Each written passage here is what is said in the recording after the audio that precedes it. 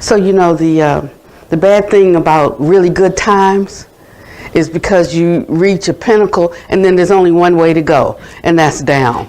So 2 weeks ago we had a really high time, and every week thereafter we're comparing, compared to that, how was this for you? And so that's the danger. It's a very simple and easy way for us to look and understand what the Buddha is talking about, the inherent suffering in impermanence. Because when something is good, we want it to stay, or we want every experience to be that same way. I mean, we're addicted to this. Addiction is not this separate, set apart kind of, dysfunction that some people have. We all have it. We are all addicted. It's just what's what's your favorite drug? Which thing are you addicted to? And so the Buddha says that everyone desires happiness. Everyone wants to be happy. And so we go about our lives doing the thing that we think will make us happy. He says, but the danger in searching or grasping after happiness is that ultimately you're going to encounter things that don't bring you the level of happiness that you are desiring. And then comes the issue. So there's a practice, a training that we undertake that helps us to support us in those times when we're not happy. There's a practice that we can undertake that supports us in those times that when we are experiencing some kind of joy or some kind of validation, that we don't take that to be the norm, so that we don't get into a posture where we feel like, I deserve this, and if you don't give it to me, then I'm going to have a problem with you. And so you see, sometimes when we're stepping forward to do something, that kind or those kinds of minds arise. That mind stream arises where we feel entitled to something, or where we can recognize something that would be useful and beneficial, and if it's not there, then we're going to demand it. And so this is a practice of non-demand. Sometimes we talk about non-violence, and that's okay to talk about that, but I want to talk today about non-demand, because it helps us to deal with our attitude of deciding how things are supposed to be. Things are as they are, and that comes about through cause and condition. If we don't recognize that it comes through cause and condition, when something happens, we're perplexed. We don't know how it got that way. Because we can't see how it arose, we don't know how to subdue it or how to interject something else that can modify the situation. And so we're just left like wretches undone, running hither and just running to and fro, trying to do something, but without the stillness and the wisdom, without the compassion for oneself and others that's required to make an effective change. And so there is change and there is effective change. There is doing and there is effective doing. And he says the most effective doing is doing when there is no doer. In other words, when I don't have a dog in the fight, when I don't have anything that I am trying to make happen because I want it to happen, but just recognizing what would bring harmony, what would bring a sense of security, a sense of safety, what would allow for the joyfulness of ease to arise in a situation. When we're looking for that as opposed to what's best for me, then we are in a position where we are able to contribute towards a meaningful solution. And then he says, and even when you do that, you can't be too happy about that, because all things change according to the minds that bring things into being. Of the niyamas, he speaks of karma as one of the niyamas, and it has to do with our thoughts, our resultant speech, and then the resultant action, the things that we put into action based on how we've thought. And so he reminds us that mind is chief. Mind made are we. Whatever we think and ponder on, that becomes the inclination of the mind. He abused me, he beat me, he robbed me. He said, those who harbor such thoughts, in them hatred will never be appeased. So that's the first prohibition against demand. That's the first prohibition against protest, in the sense of trying to force an action, even if it's a good action. He says that there is a way that things are done that bring about a certain result, and there are ways things are done that bring about a different result. So it doesn't mean that we shouldn't speak our view. He says, but just know this, you can't be attached to it. That's the principal thing. So I have 5 Dharma talks this morning, and I'm going to, I know I say that all the time, but it's true. How can it be otherwise? I mean, if we look, I don't know, there's maybe 50 people or so in here, and each person has a different mind. Each person comes with a different need. Each person comes with a different aspiration for hearing something that might ease some suffering in some area of their life. We're not like vanilla wafers and we all look the same, talk the same, act the same, have the same things going on in our lives. So how is it possible that the Dharma speaks to each one individually? How is it possible? It's because the Dharma has a way of rising up if one will get out of the way and just let the Dharma speak. And so I might say some things that have nothing absolutely to do with you. You could just let that one bypass. Just listen for the thing that vibrates, that resonates for you, and just take that one little piece home and just work with that one little piece this week. There was an ascetic that was rubbing his bloody feet, and he said to the monk, he'd just been walking and walking and walking, and he said to the monk, I wish the world was covered with leather, and that would be easier on my feet. And the monk said, well, why not just wear leather shoes instead?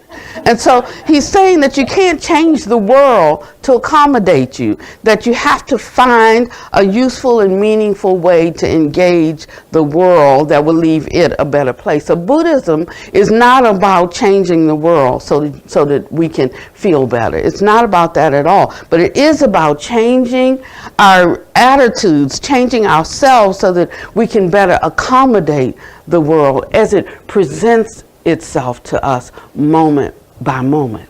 Because you see, moment by moment, conditions will change. You wake up in the morning, you're feeling good, you get a phone call, it wasn't good news, now you're feeling bad. But right away, you run across somebody you hadn't seen for a long time, and you're happy again. And the very next moment, you're looking, you've overdrawn your bank account, and you're feeling bad. And the next moment, you open your mail, and there's an envelope in the mail for a loan. All you got to do is sign, and they'll put the money in your bank account, and you're feeling good again. And the next moment, and so all day long, we're having situations, and we're like, I like it, I don't like it, I like it, I don't like it, I like it, I don't like it. This makes me happy, this makes me sad, this makes me mad, this makes me glad. And so he says that life, then, is really around these 8 aspects, or we call them the vicissitudes, the things that come with life. Praise and blame, loss and gain, pleasure and pain, fame and shame, and that's it. Sorry. That's it. And so he says that if we take any one of these and attach us to it, then suffering will arise for us. But if we recognize that all day long, it's going to be like that. It's going to be this or this. He says that we don't have to really get involved with any of it. Oh, that's so what I needed to hear this morning. Because this morning I was involved in something. And he says that we don't have to be attached to things. Just watch as circumstances arise and know that there was no way, absolutely no way possible for this situation to present itself except that the causes that created were in manifestation. When those causes come together, they create this situation. So know that it's here rightfully. It's not like this shouldn't be happening. If you do this, this will arise. That's why he says it makes no sense to to war against others, because the victor walks away thinking that they have won, while the loser's thinking, we're going to wage war and we're going to get all of that back and some. We're going to take what they took from us and we're going to take theirs. And so it's going to be constant, like playing ping pong. And if we realize that we will not be so ready to feel so much pride around a persona of warriorship or dominance or imperialism. We have to really understand cause and condition. There's no way that we can send our children to war and to maim and to kill others and not think that they're not bringing that back home. So then they start maiming and killing their neighbors and their wives, and they just go off the deep end because they've been brainwashed. When you see something pop up, that's the enemy. And getting in this kind of vein, we lose a certain quality of being that is available and affordable. But it does cost something. It is available and it is affordable. But it does have a cost. And so I want to talk about counting up the cost today.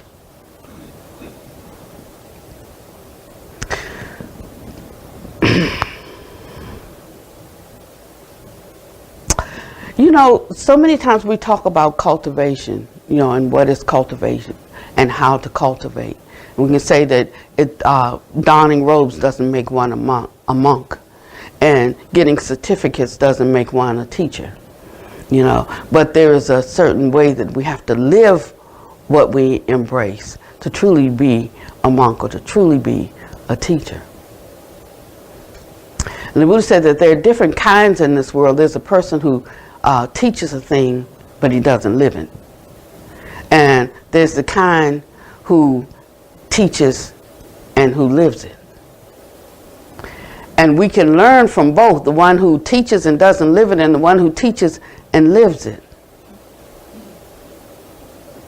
But one of them will have a kind of peace that can be transmitted and the other will not. And so he said that we must cultivate, and cultivation is not just learning the Dharma. Cultivation is not just memorizing the Dharma. Cultivation is not just talking the Dharma being of the teachings of the Buddha. But it is taking them and putting them into the cauldron of our experience. It's about practicing them. It's about endeavoring to unpack and understand them, even when you're reading a line and say, that doesn't make a bit of sense to me, not right now.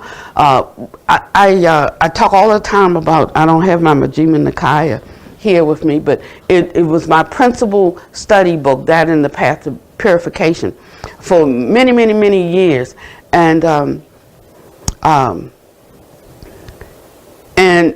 I didn't let anybody see my book or use my book because I had personal writing in the margin. Now, some of you are Tibetan and you think it's completely and totally disrespectful to write, in the books that they're holy instruments.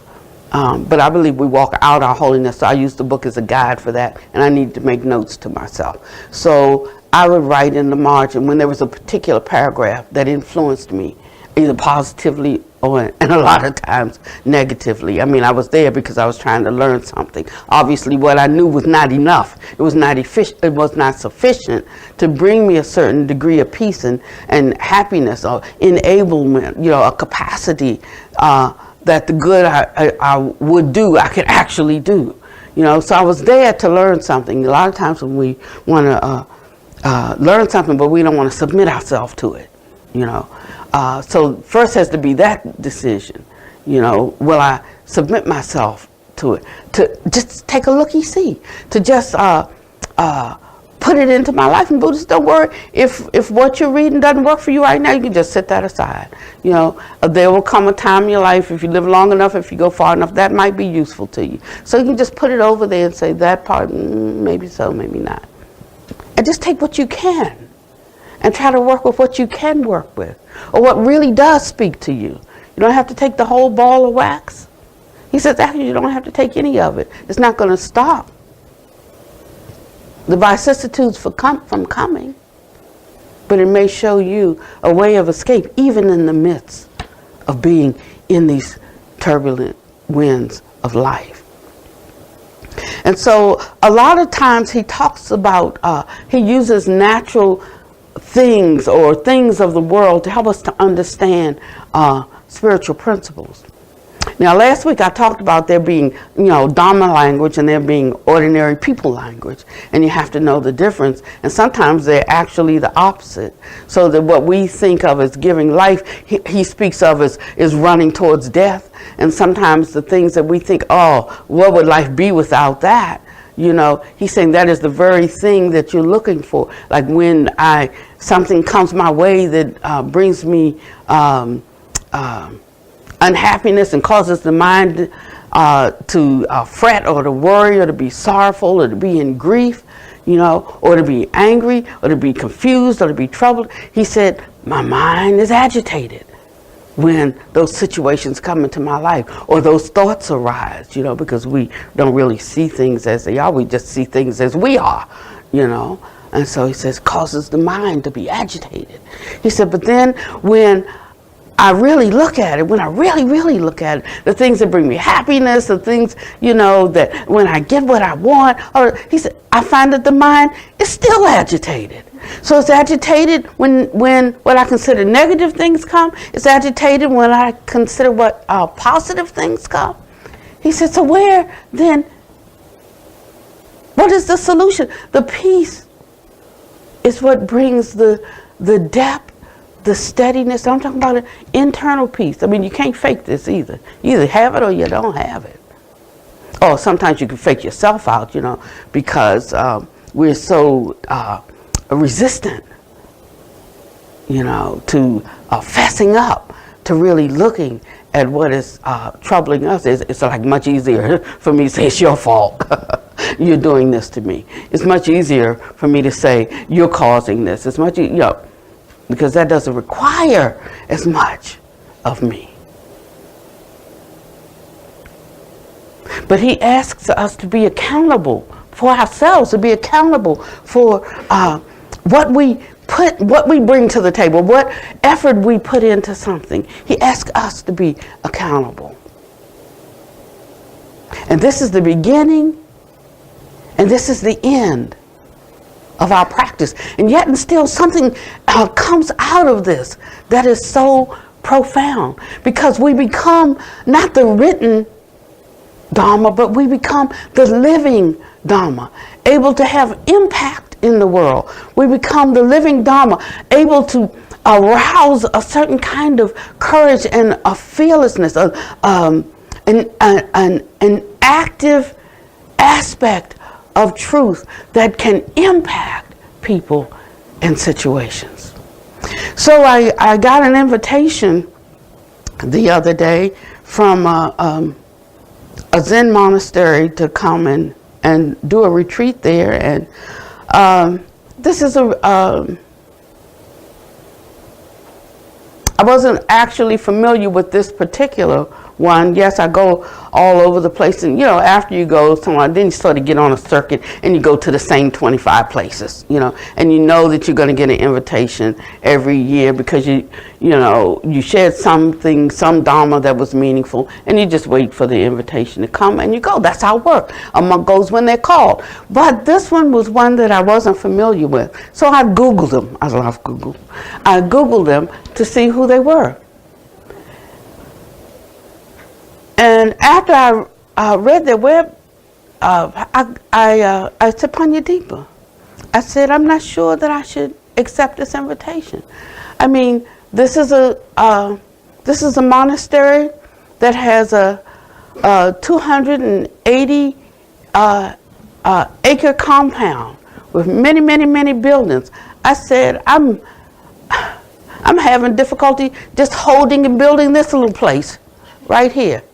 I said, this is a monastery that has, I don't know, I think it had maybe 15 or so different sanghas. I said, I'm having difficulty building this little sangha right here to fill this one little room. I said, this is a monastery that has hundreds, if not thousands of sangha members, and I don't know how many priests they had, but it looked like maybe 200 priests, and they had outgrown their space, and they're building a bigger sanctuary that looked like a convention center on the grounds. I said, there's nothing I can go and say to this group. And not only that, they wanted me to talk about engagement in the world, how to engage the world. But they had, I don't know, maybe a dozen different projects of engagement that they're already doing. So I'm trying to get 3 or 4 people together to do something. And so what could I possibly have to say to this group that would be useful? You know, and so I started to, you know, just turn down the invitation. And I said, I'll make a decision by tomorrow. And in that time, I got out of Pannavati, because that's what it takes to be able to find, to see clearly what should be done and what shouldn't be done. So as long as Pannavati was thinking about, like, you know, how she could benefit them, well, nothing happening with that. It's no good, give it up. But when I settled down and got out of myself, then the Dharma began to speak to me. The Dharma said, you know, I could use you or anybody else. The Dharma is still the Dharma. The truth, the liberating truth, is the liberating truth, whether it comes out the mouth of a donkey or out of the mouth of a prince. And then the light came on for me. And it didn't really have anything to do with me at that point. And then the Dharma told me what of itself I should reveal to them. You see, it takes getting out of our own way. There is a kind of compassion that arises within us when we have a mind to do good. There's a scripture in the Bible says, when I would do good, evil is always with me. That evil is the sense of self. Where do I factor in this? You know, what do I get out of this? What is the, you know, it's always about me. But when we're able to get past that, then something useful and meaningful can occur. So compassion does motivate us to want to engage in the well-being of others, but the unbridled energy of aversion to sit with what feels unpleasant actually diminishes our capacity, and it forces us to rush to what we perceive is the choice to make or the decision to make. And so the first thing that he teaches us is to sit with things when they arise, whether they seem good, whether they seem not good. But to just sit. There was a time whenever there was an invitation, I was raring to go. I had something I wanted to share. And then I read this passage, and it completely changed me. The passage says that the one who knows has a lot to say. And I was like, oh, yeah, that's me. Yeah. But then it went on to say, but the sage who knows speaks little. And suddenly, I found myself. I knew where I was on the path. I knew what was the next reach for me. At one time, it was to share so much of what I knew, but now it's not about that. It's knowing and yet not having a need to say much. Becoming integrated with the world in such a way that one can be in the world and not need so much outer busyness. Not have to have your hands in every pot. Not have to have something to say or to control or to lead or to guide anything. But there's an inner work that can be cultivated and can be performed that transforms everything around you. Do you have that? If you don't, that's the next step to go to. First, there's some capability that emerges, but there's some place to go after being capable. And a lot of us, after we have been capable in our life, feel a sense of sadness when that particular form or expression of capability is not there. And we wonder, well, what should I be doing with myself now? You know, where to go next? There's a shift in the energy, and we're moving not towards doing,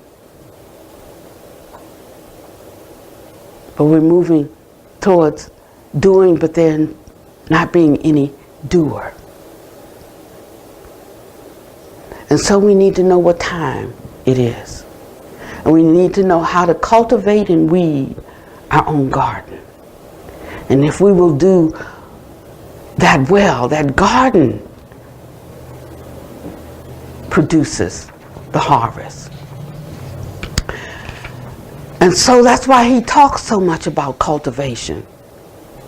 And why the whole, basically the whole teaching, the Dharma and the discipline is around us cultivating and tending to our own garden.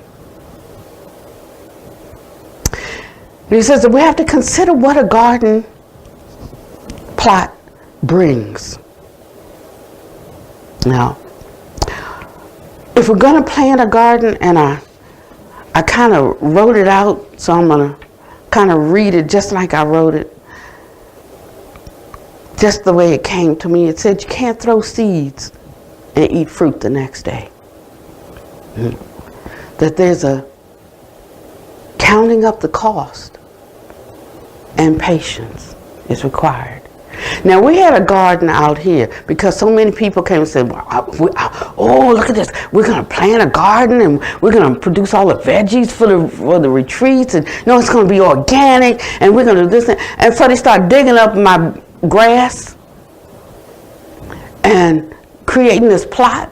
And in about 1 month, the whole garden idea was gone, and then we just had some seeds grown in the ground, and weeds grew up and overtook the seeds, and it was just an ugly mess out there. And I learned something about gardening, and I learned something about just letting people come in and do what they want. When they said we want to come and plant a garden, I didn't doubt it, because I believe that there should be a garden. You know, I believe that we can grow the herbs and provide the food for the people. I absolutely do. But you need to know who's the one to do that. It's not everyone that says, oh, I want. You know? So he says, observe them at some other activities first. How faithful are they in just working on themselves? Not coming and wanting to do something, you know, because one day they want to do it, the next day they want to leave. You know, he said, but watch and see who is steadily cultivating and working on themselves on the days that they feel good and the days that they don't feel good. You know, and when you see that kind of steadfastness to the process, that's one that you can count on to finish something that they start. You know, we start things, and when we get into it, like, oh, I didn't know it was going to take all of this, you know, and we say, oh, I don't want to do that. He said, but one of the hallmarks of the one who is mature is that they finish what they start. And so he says that there is something that we have to do so that that garden can mature and produce the fruit. What is the garden in your life? What are you trying to grow? What harvest are you looking for? So it requires counting up the cost of what this is going to take. And am I willing to put that forth for the next 3 months, 4 months, 5 months? What am I willing to invest and give to this project, to this situation, to this person? No, am I going to do a drive-by, run in, say something, run off, and leave it for somebody else to fix? We have to look at all of these things. Am I going to go the distance? And then he says it takes patience because nothing happens quickly, so it takes a long time. We can't even expect for it to be done overnight. So do we have a realistic expectation of how much time it might take? And are we willing to give that? He said, if not, better to not start a thing. He said, if not, better to not go into that. Don't make that agreement if you can't also be willing to give the patience that it takes to finish the course. He said that there are specific deliberate steps that we have to take. We have to decide what kind of garden we want. Like, not just like, oh, I'll take a handful of seeds, I don't know what they are, I'll put them out in the yard and see what, Do we want an orchard? Do we want a vegetable garden?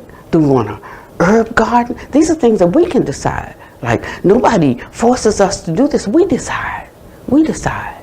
Sometimes we think, oh, look what you made me do. No, we decide what we will do. And if we don't decide, if we follow what someone else has instructed, if we follow what someone else is enforcing, it's nobody's fault but ours. I mean, we have to take responsibility for ourselves. Then we wouldn't play the blame game. It's so wonderful to be able to take responsibility for yourself. I was at a Sangha one time, and I when I came in, it was a retreat. And in this retreat, there were 99 people who came into this retreat. And I've said this before, but I say it for a point. And there was a videographer that was shooting the day long, and the videographer was white. And this was a people of color retreat. And they told me they didn't feel safe with a white person in the room. And I said, well, all I can say about that is this: if it's 99 of you and I make 100 and you feel threatened by this one person, I don't know what to say. I don't think there's anything I'm going to be able to say today that's going to fix things for you, So it's like buying into something, We have to be circumspect, and we have to hold ourselves in times when people's minds are just going all over the place. And believe me, I'll be the last one to say that we don't have an issue, because we do have an issue. But we have to know what is our issue and what is somebody else's issue. I can't think of anybody I know who was born black, that's still black at 60 years old, that has not had to deal with things that I can't even begin to share with my congregation of visitors here today. I mean, because you'd have to live this to know this. I'm not going to be able to make you understand it, but I understand it, and I know what I have to do to protect myself. So if I'm coming into this assembly to be loved by you, I might never be loved. But so I better come in with enough for myself. That's it. We can have enough. We are sufficient. We have enough. But I have to know that I have enough. There's so many marginalized groups. That's the way of the unenlightened man. I mean, so we're going to come into a world unenlightened, and we're going to be constantly confronted with the ignorance of people. What do? We need to find our own truth. We need to find our own wisdom, and we need to sustain ourselves. This was the good news of the Dharma, was that I am completely able to handle what concerns me in the course of a day. And so coming with that proposition being thrown out and developing confidence around maybe that's possible. Let me look at it.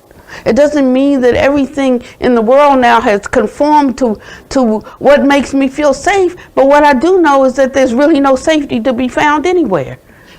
So I have to do the best I can do. And it doesn't make me want to carry around a bat or gun for protection or fighting some enemy that might jump out from behind every corner. But I learned how to move in this world, understanding the world that I am in.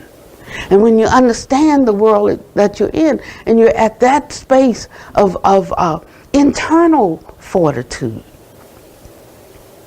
then you're not looking for anything out there.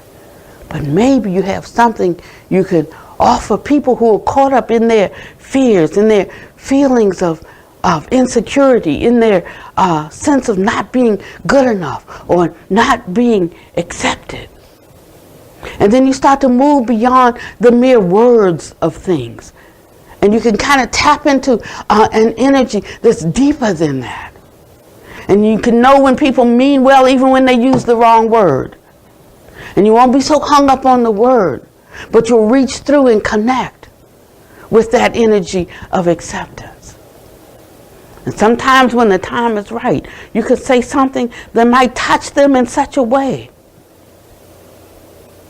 that they become more circumspect of how they approach you or how they speak. Sometimes the person is so full of fear about what's going on in their world, the way they perceive it. And they perceive you as a threat when you're not really a threat.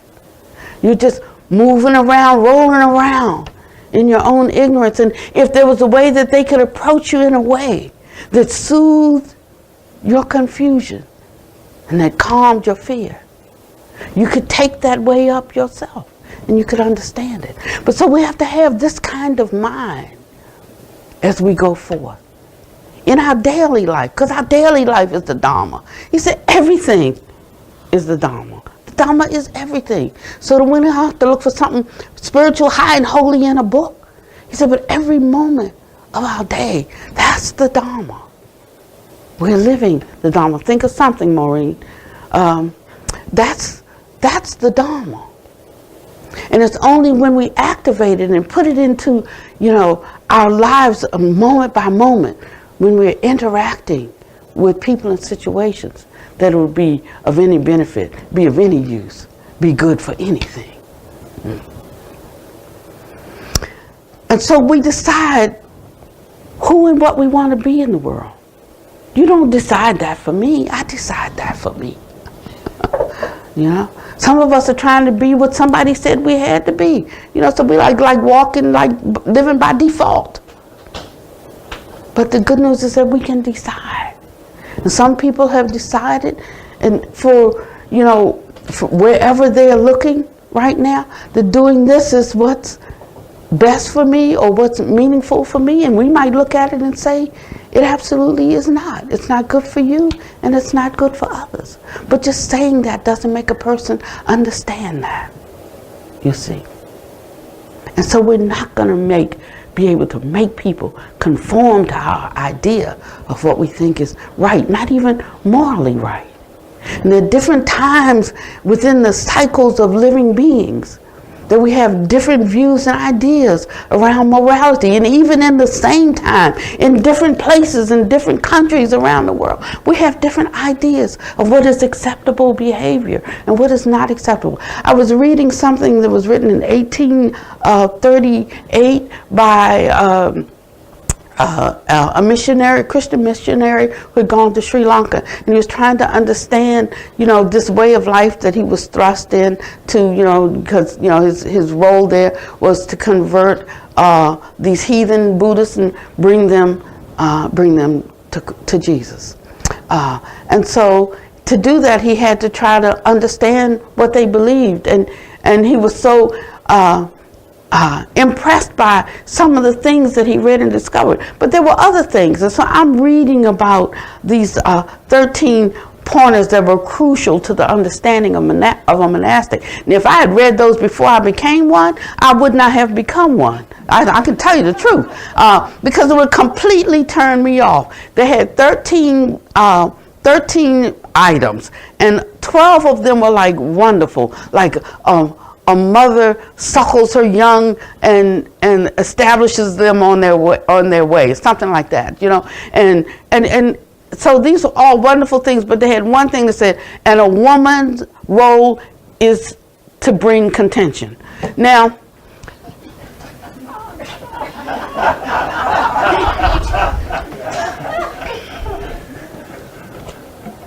it's why I went to Thailand, because they said that women were not qualified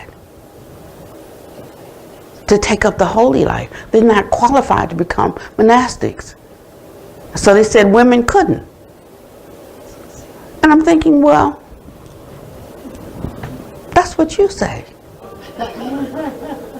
And so they wouldn't ordain any women in Thailand. And everybody's writing the letters, 250,000, and they write all these letters and say, Pannavati, next time you go to Thailand, would you take these letters for us? And these are letters that say, please allow women. I'm like, no. You take that letter over there. I'm going next week, but I'm not going to take those letters.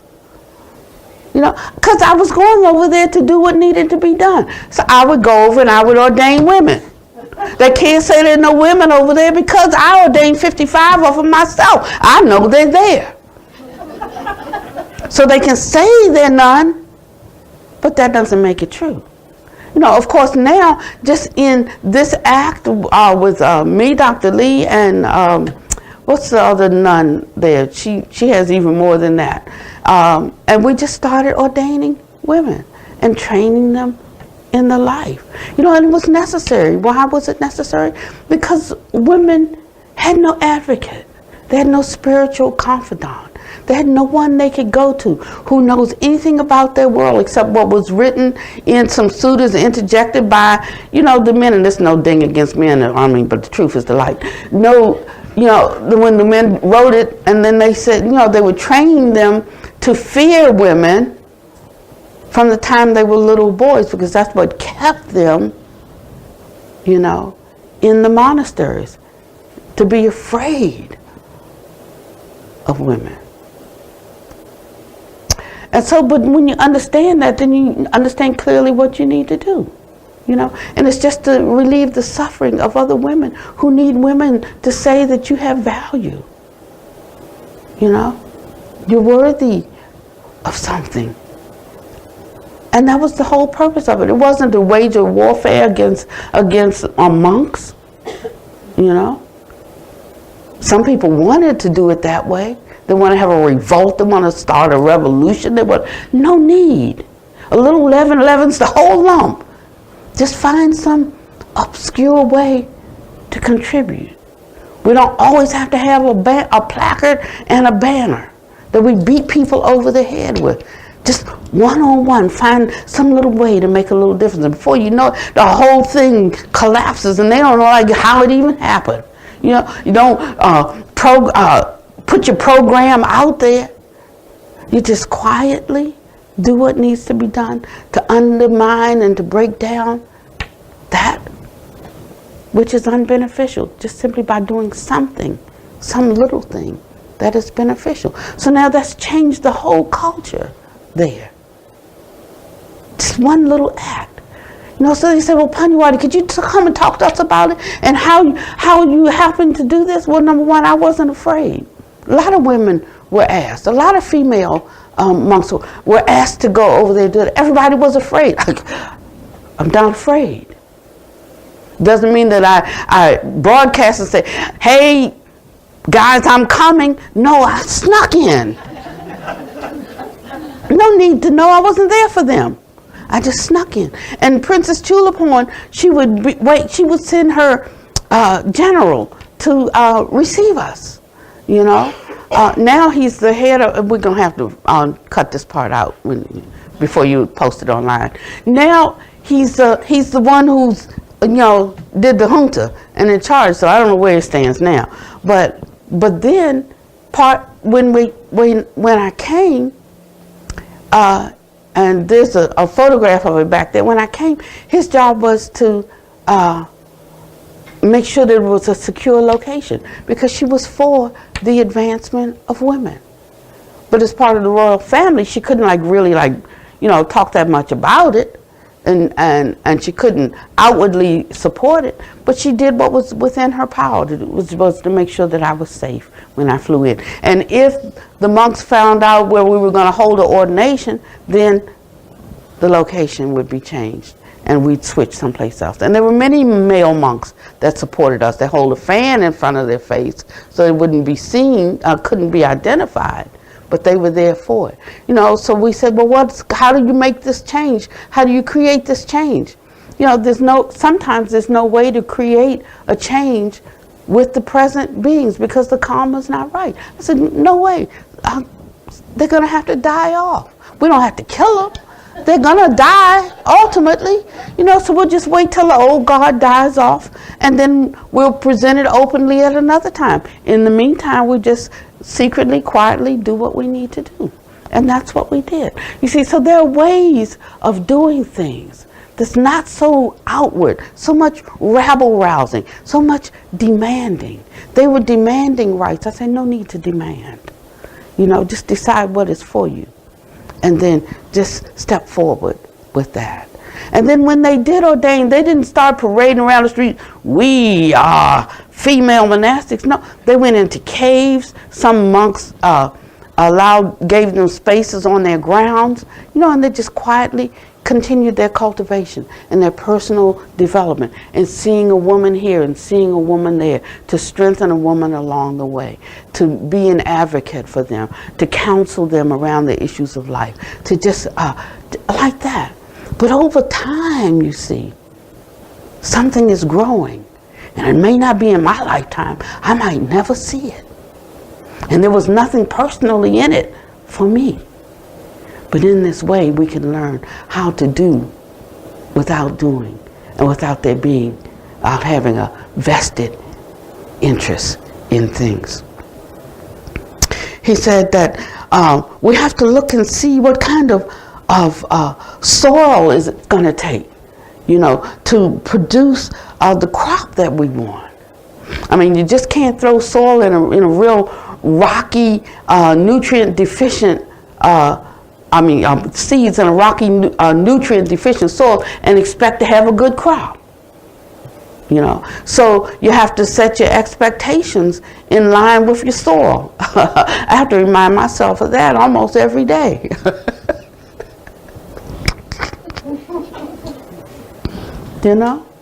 Like if I wanted a bombastic crowd that was like rah-rah for the Dharma, then I needed to go to California. Now, I was out in California because that's where I started looking. And every time I got ready to put a contract on, because the people were saying, come out here, we will support you, we will build a temple, we will do this, we will do that. And every time I looked at something, it had been on the market for a year, 2 years, nobody wanted it. The day that I said, okay, let's go for this one, I get a call from the realtor, another contract's coming in and it's full price, and I'm like, call me last because I'm going to make the lowest ball offer.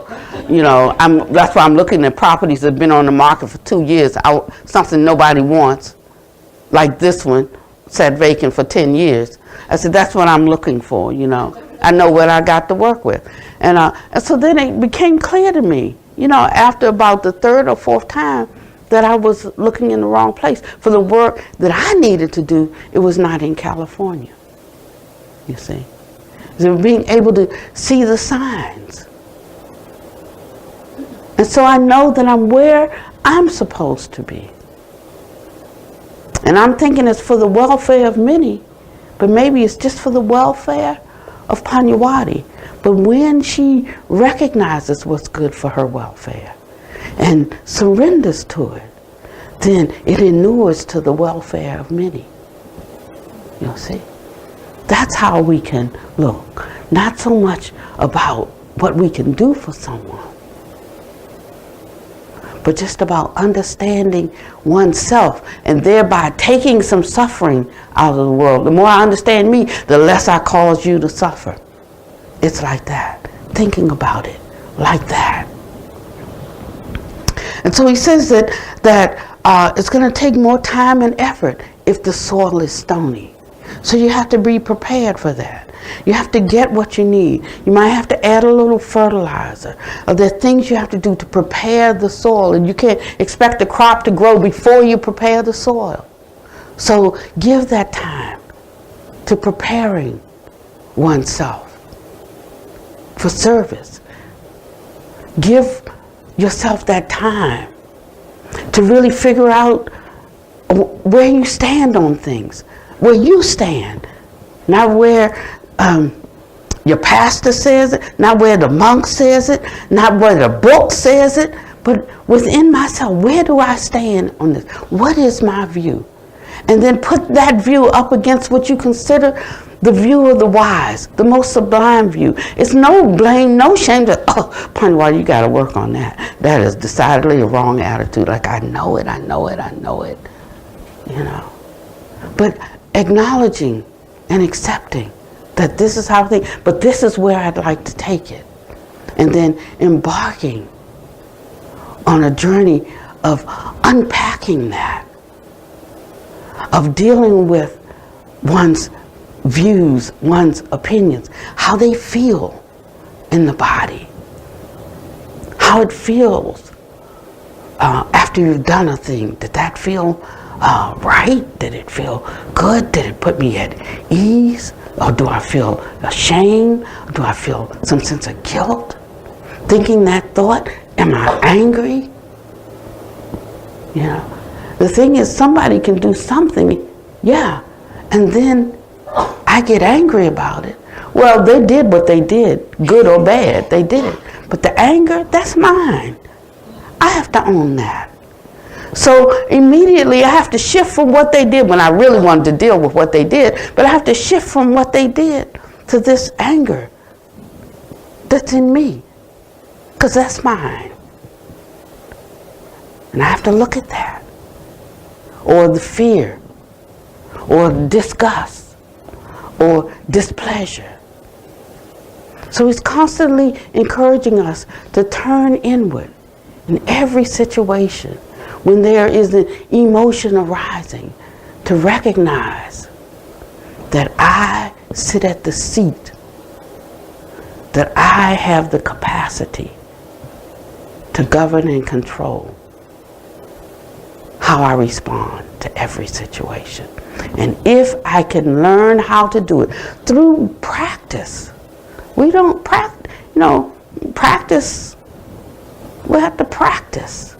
But we don't practice when we're sitting trying to meditate, or even when we're listening to a Dhamma talk. We practice in the moment when the mind is agitated, either towards a negative way or towards a positive way. It's right then and right there that we examine what is going on inside of me and how well does it measure up to my aspiration or my idea of what is correct. That's the best we can do. But the thing is, he said that the more we continually lean towards what produces beneficial results, and we can recognize it, we can see it, we can hear it, we can feel it. If that's what we really want, the more we start to become inclined to continue to do things that way. And then we find that we can be in the midst of turmoil. We can be in the midst of a situation where we're totally disrespected.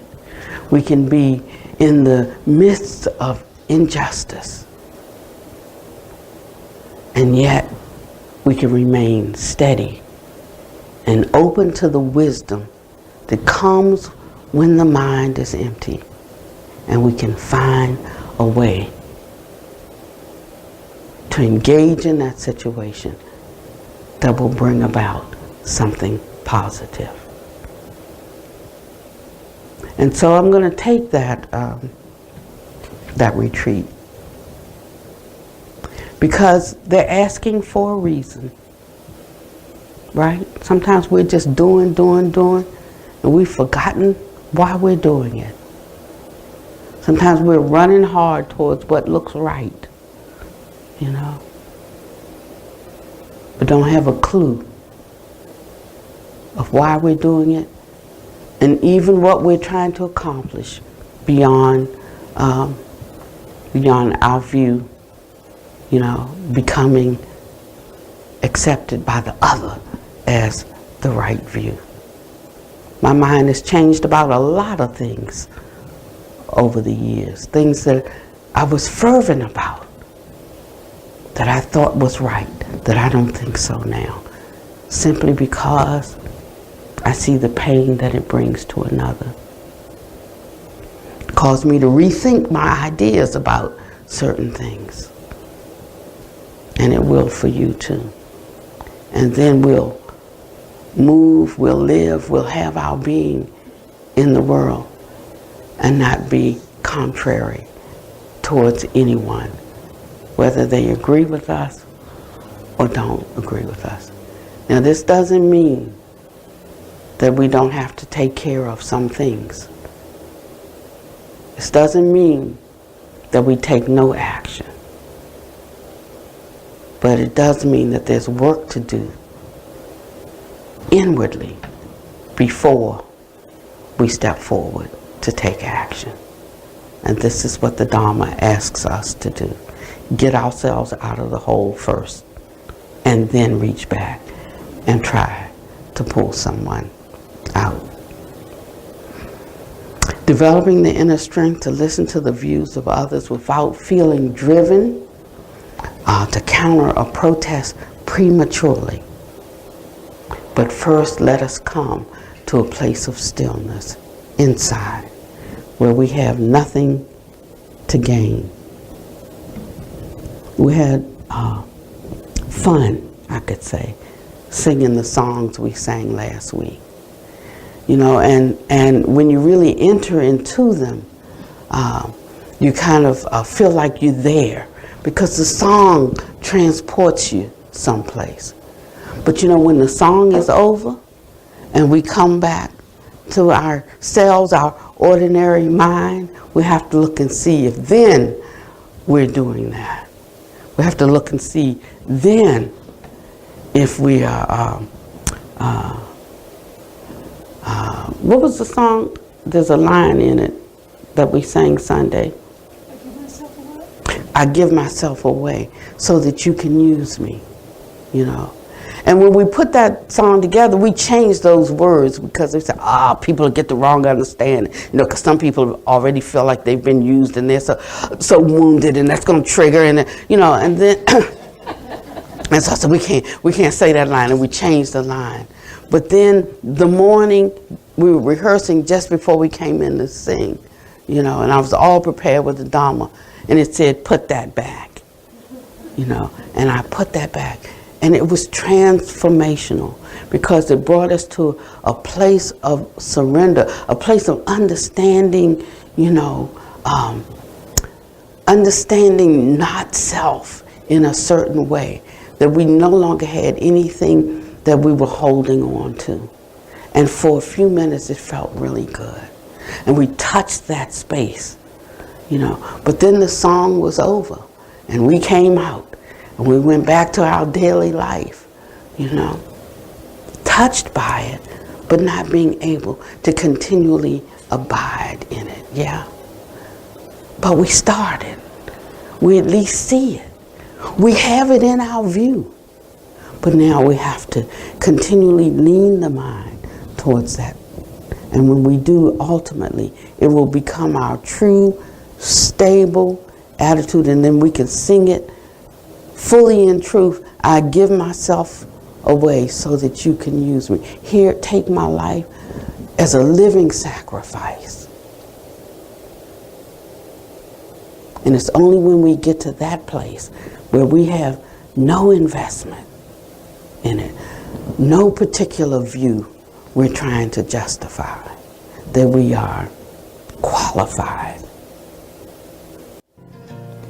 When you want to say you're sorry, but your pride gets in the way, then you find you're feeling angry You can't make it go away. When you hit the ground the first time and you keep hitting it over and over again, oh, you know, yeah, you know, this is suffering. But then you hear the Dharma as it comes and shakes you out of your sleep. Deva's laughing, just as happy as anyone can be, 'cause they pick you up and dust you off, place you firmly back to the wind, and that bright shining light finally starts to sink in. Ooh, ooh, ooh, ooh.